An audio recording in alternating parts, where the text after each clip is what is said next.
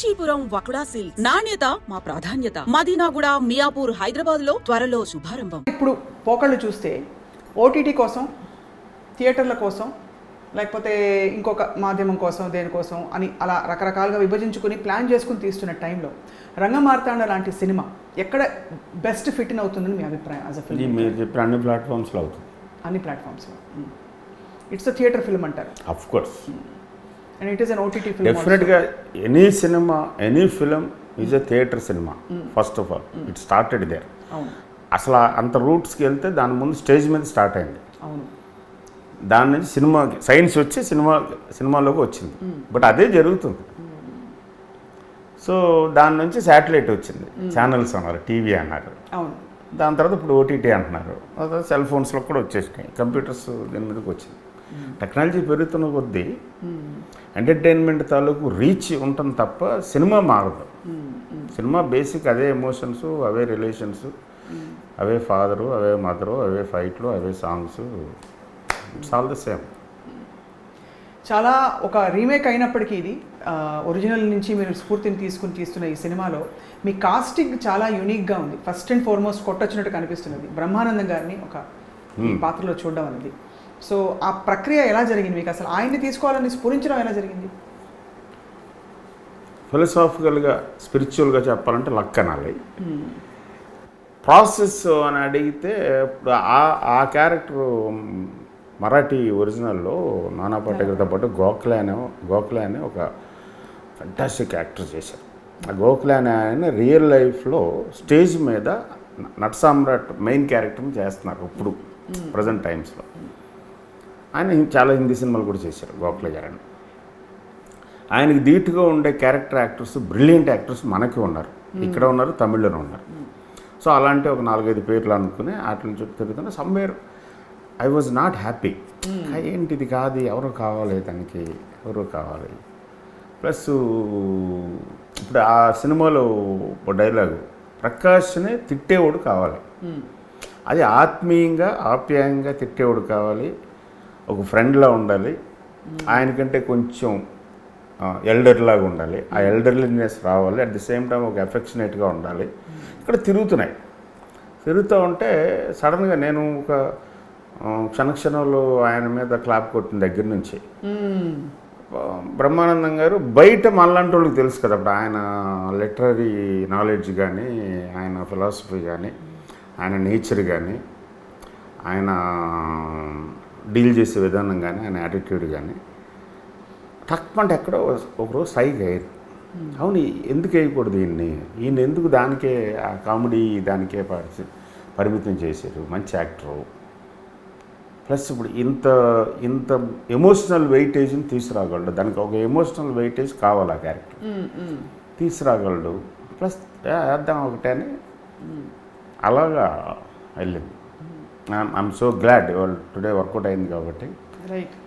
అంటే adventure workout అయితే achievement అవుతుంది, వర్కౌట్ అవ్వకపోతే యాక్సిడెంట్ అవుతుంది. లక్కీగా అచీవ్మెంట్ అని నేను అనుకుంటున్నాను. People will like it. Shankar Shastri గారు వర్కౌట్ అయితే శంకరాభరణం అయింది. ఇప్పుడు బ్రహ్మానందం గారు వర్కౌట్ అయితే రంగమార్తాండ అవుతుంది. Sir, how was this journey Rangamarthanda cinema తీయడం? బికాజ్ అక్కడ మరాఠీ సెన్సిబిలిటీస్, మరాఠీలో మనందరికీ తెలుసు థియేటర్ ఇస్ వెరీ ఇనేట్ వాళ్ళ కల్చర్లో. మనకి సురభి నాటకం అవన్నీ ఉన్నప్పటికీ ఆ కల్చరల్ సెన్సిబిలిటీస్కి ఈ కల్చరల్ సెన్సిబిలిటీస్కి కొంచెం తేడా ఉంటుంది. మనం వేసే బేసిక్ హార్ట్, స్వప్న గారు హార్ట్ ఆఫ్ నట సామ్రాట్ కింగ్ లియర్ అని షేక్స్పియరియన్ ప్లే నుంచి తీసుకున్నది యాక్చువల్గా. It's King Lear. మరాఠీలో కస్తూర్బా రాజ్ అనే ఒక Jnanpith award winner writer, famous writer. ఆయన దాన్ని అడాప్ట్ చేసి మరాఠీ స్టేజ్కి మాడిఫై చేశారు నట సామ్రాట్ అని. అదే 40 ఏళ్ళుగా 1970s రాశారు ఆయన, ఎర్లీ 70s. 40 ఏళ్ళగా 50 ఏళ్ళగా అది నాటకం కదా, అక్కడ సూపర్ హిట్. చాలామంది శ్రీరామరావు గారు చేశారు, చాలామంది Marathi and Hindi character actors దాన్ని రీమేక్ చేద్దామని ట్రై చేసి ధైర్యం సరిపోక ఆగిపోయారు. నానా పాటేకర్ గారు చెప్పిన మాట ఇది నాతో. 10 సంవత్సరాలు డిస్కషన్ జరిగిందంట, వద్దు మనం ఎందుకు దాన్ని చెడగొట్టడం, నేను ఆ నాటకాన్ని ఆడియన్స్లో కూర్చుని చూశాను.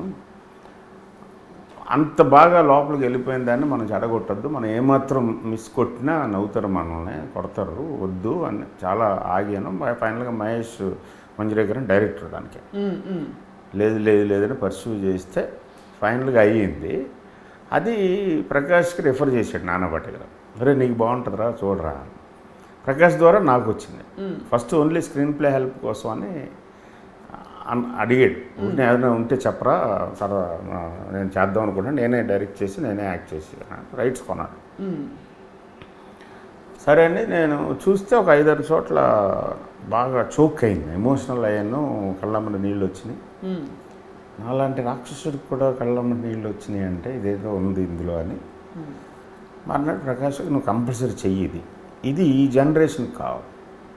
రిలేషన్షిప్స్ ఎలాగ ఛిద్రం అయిపోతున్నాయి, బంధాలు అనుబంధాలు అనేవి ఎలాగ మెల్ట్ అయిపోతున్నాయి, మనీ అనే పార్ట్ మన జీవితాల్లోకి వచ్చి మనల్ని ఎంత తినేస్తుంది.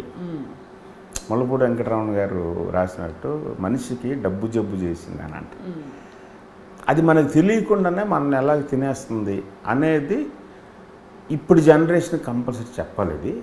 ప్లస్ ఒక 2-3 డికేడ్స్గా ఐ థింక్ దాసనారాయణ గారు, నాగేశ్వరరావు గారు చేసిన సినిమాలు ఇలాంటి సినిమాలు తప్ప దాని తర్వాత ఒక 30 ఏళ్ళుగా గ్యాప్ ఉంది. ఒక మంచి ఫ్యామిలీ ఫిల్మ్ అవుతుంది, ప్రజెంట్ డేకి కరెక్ట్గా ఉంటుంది. నువ్వు చెయ్యి, నన్ను ఏం చేయమని నేను చేస్తాను. ఫస్ట్ ఒక వెర్షన్ చేద్దాము, ఎవరన్నా ఒక రైటర్ని పెట్టుకుని దీన్ని తెలుగులోకి తీసుకొచ్చి అసలు ఆ స్మెల్ అవన్నీ మర్చిపో, టోటల్గా ఏదైనా చేద్దాం అంటే నువ్వు చేస్తే ఈ సినిమా నేను చేస్తా, నేను ఓన్లీ యాక్టింగ్ చేస్తాను, నువ్వు బాగా డీల్ చేస్తావు, నేను అందుకనే నీతో ఇది చెయ్యరా అని. సో చెయ్యరా అన్న తర్వాత నాకు ఒక్క క్షణం ఇదేంటే వీడు చేస్తాడు అనుకుని నేను చూసి నేను అప్పుడు వేరే సినిమా అయితే చేస్తాను. సంతకం అని your life is your signature అనే దాని మీద ప్రజెంట్ కాంటెంపరీ యంగ్స్టర్స్ కొంచెం రంగ్ దే బసంతి ఆ టైప్లో ఏదో వర్క్ చేస్తాను. ప్రజెంట్ పొలిటికల్ సిస్టమ్ మీద మంచి ఖడ్గం లాంటి సినిమా. సరే ఇది అంటే అన్న దాంట్లో ఉన్నాను, ఆ మైండ్ సెట్లో ఉంది నాకు. సడన్గా ఇది మాట అంటే సరే అయితే నాకు 2 days time, let me see it whether it fits to my sensibilities and our sensibilities, మన తెలుగు అని. Then again I saw it twice. చూసి ఇందులో మనకు కావాల్సిన ఎలిమెంట్స్ ఉన్నాయి లేదా తీసుకురావచ్చు అని ఇది అప్పుడు ప్రకాష్ చెప్తే ఒరిజినల్ని మర్చిపో, టోటల్గా I will rewrite the whole thing with our nativity and our heart తీసుకుని చాలా సీన్స్ రీవర్క్ చేసి ఓన్లీ ఆ ఎలిమెంట్స్ కోర్ని మాత్రం తీసుకున్నాను ఎగ్జాక్ట్గా.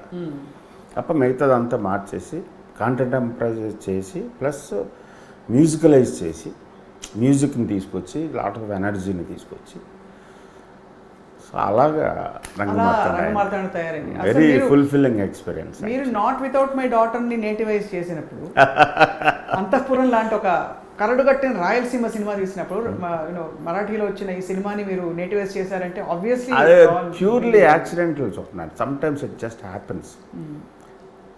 ఫిల్మ్స్ సత్య గురించి రాము గారు చెప్తారు, మన ఇంటర్వ్యూలో కూడా చెప్పినట్టున్నారు.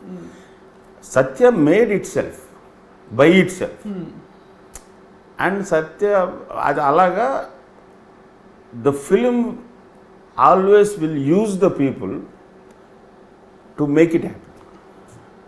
అది నాకు పూర్తిగా స్వానుభవం అయింది. మురారి లాంటి సినిమా కానీ, ఖడ్గం లాంటి సినిమా కానీ, అంతఃపురం లాంటి సినిమా కానీ, ఇప్పుడు రంగమార్తాండ కానీ, ఇట్ హ్యాపెన్స్. ఆ టైంకి వస్తుంది అంతే, అలాగా అదృష్టం అంతే. మనం రిసెప్టివ్గా ఉండాలి. సో